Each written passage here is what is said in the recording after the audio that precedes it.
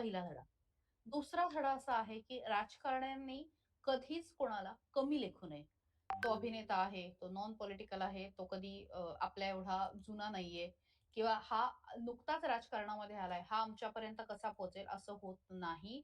विजय थलपती यांनी मागच्या वर्षी पक्ष स्थापन केला आणि जे अनेक वर्षापासून सत्तेमध्ये आहेत, त्यांना धडा शिकवलेला आहे आणि तमिळनाडूनी भरभरून मतदान जे आहे ते माफ करा, विजय थलपती यांना दिलेला आहे. त्यामुळे तमिळनाडूमधनं आपण घेतला हा दुसरा धडा.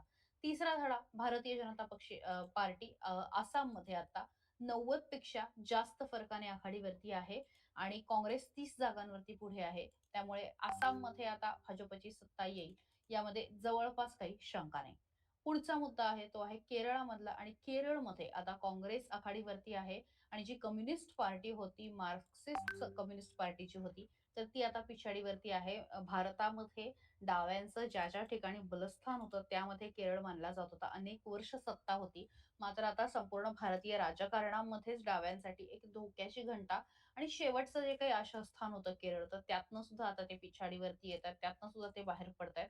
त्यामुळे त्या विचारांच्या लोकांसाठी एक असं म्हणू शकतो, की हा थोडासा दुःखाचा किंवा खेदाचा क्षण आहे आणि 5वा मुद्दा आहे, तो म्हणजे पॉंडिचेरीमध्ये ज्याला आपण जुनं नाव होतं, तर तिथे आता 30 जागा होत्या आणि 30 जागांपैकी 13 जागांवरती आता भाजप आघाडीवरती आहे.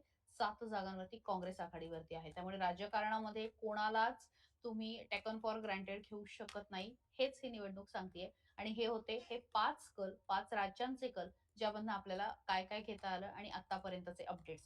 महत्त्वाचे अपडेट माझी सहकारी कोमलही तुम्हाला देतेय. यापूर्वी माझी सहकारी अक्षता आपल्यासोबत जोडलेली होती आणि सकाळच्या माध्यमातून नेहमीच आम्ही YouTube असू द्या, Facebook असू द्या, Instagram यावर तर विविध माहिती घेऊन येत असतो वेगवेगळ्या राज्यांची, देशविदेशामध्ये घडणाऱ्या घटनांची आणि विशेषतः महाराष्ट्रामध्ये राजकीय, अर्थविषयक, त्यासोबतच गुन्हेगारी विषयक दैनंदिन ज्या काही घडामोडी घडत असतात, त्या प्रत्येक घडामोडीची सखोल माहिती आम्ही तुमच्यासाठी घेऊन येत असतो. हेल्थ विथ सकाळ ही आमची आरोग्याला वाहिलेली एक सीरीज आहे, पॉडकास्ट सीरीज आहे. माझी सहकारी कोमल ती स्वतः त्यामध्ये असते. तर ती तुम्हाला जर बघायची असेल तर हेल्थ विथ सकाळ यामध्ये जाऊन तुम्ही आरोग्याची सीरीज सुद्धा बघू शकता.